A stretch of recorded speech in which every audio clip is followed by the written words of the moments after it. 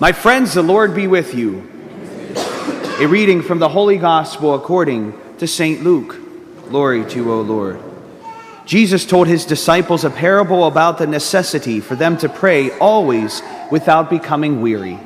He said there was a judge in a certain town who neither feared God nor respected any human being. And a widow in that town used to come to him and say, "Render a just decision for me against my adversary." For a long time the judge was unwilling, but eventually he thought, "Well, it is true that I neither fear God nor respect any human being. Because this widow keeps bothering me, I shall deliver a just decision for her, lest she finally come and strike me." The Lord said, "Pay attention to what the dishonest judge says. Will not God then secure the rights of his chosen ones who call out to him day and night? Will he be slow to answer them? But I tell you, he will see to it that justice is done for them speedily. But when the Son of Man comes, will he find faith on earth?" The Gospel of the Lord.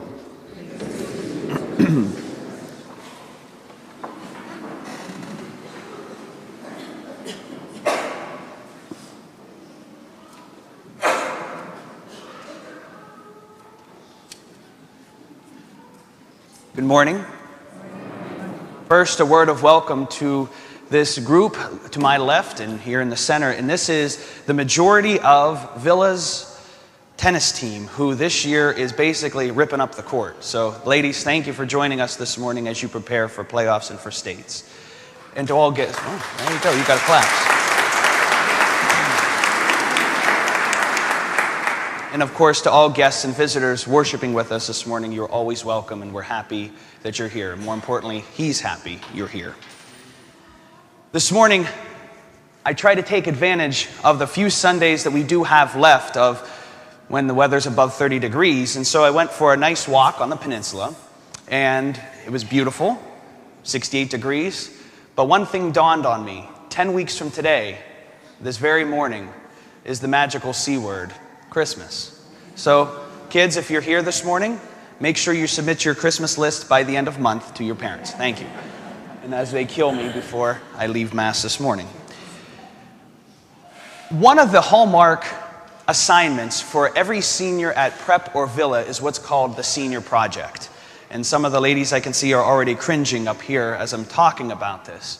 And out of the 4 major assignments of that project that helps them to see where their life has grown from the time of their birth to now and beyond, is what's called the View of God paper.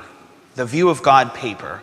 In this paper, this View of God essay examines the situations that impact their view of God, but also how their view of God impacts the situations in their lives.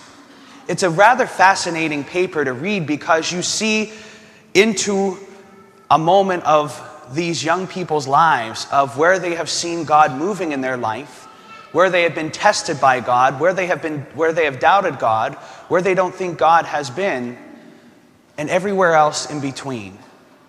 But I bring that up this morning because that's a great analogy for what we have heard this morning in our readings, is that we always have to see our view of God and let it impact our situations, and not just let the situations that we face impact our view of God. It has to be both and, because we believe that God is present both within us, but also around us. But we also believe in a God that loves us so much and so intimately that only wants the best for us. But you know as well as I do that it's sometimes hard to see that.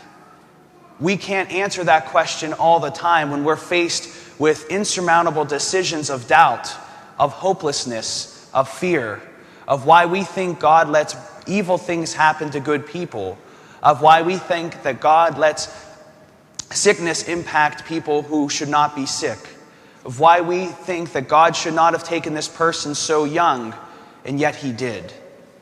These are the questions of our life that often impact our view of God. But like I said, our God is asking us to let Him impact our situations no matter what. And this happens through persistence. Persistence, by definition, is a continuance on a course of action in spite of difficulty. Continuance on a course of action despite difficulty. And all of our readings this weekend teach us of how we are called to persist in our prayer life. The first reading teaches us persistence through perseverance, of listening to what happened with Moses, Aaron, and Hur, and that persistence only comes through asking for another person's help, only comes through asking for guidance, only comes through receiving strength from another. That's the first lesson of persistence in faith, is that if we want to persist, we have to persevere. And if we want to persevere, we have to rely on God and each other. But the second reading teaches us a different P word, and that is to become a pest. A pest. We are called to pester God. He wants us to come to Him over and over and over. He wants us to take time, ask Him for what we think we most need. He wants us to pester Him. And we learn that by what St. Paul tells us in his letter to Timothy, that Paul is reminding Timothy to be persistent, to be a pest, no matter what. But then the gospel this morning teaches us persistence through petition, meaning asking for something on behalf of another. Petition, perseverance, and pestering. That's what teaches us the gift of our faith life that is before us. Now, to bring this even further to our level, we also are reminded each and every day that God is not magic. God is not this little blue magical elf that pops out of a can when we rub him like on Aladdin. But rather, God is always one who is present. God is one who always loves. God is always one who only wants the best for you and I to reach our full potential on this side of eternity. Yes, it is true that we don't know why, know when, or know how He acts and will listen to our prayers. But one thing that we are all reminded is that no matter what, that God is always there. That no matter what, that God always listens and will grant what we most need at the right time and at the right moment. And most importantly, that God, no matter what, will never leave us abandoned. He will always put people in our paths. He will always act through others if we only try to look and to see that. May we be challenged and strengthened by what we heard this morning.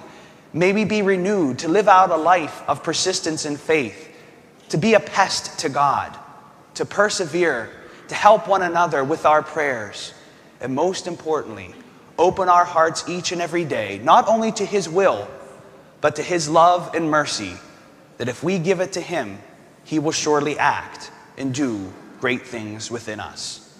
May each of you know His power this day and always. Amen.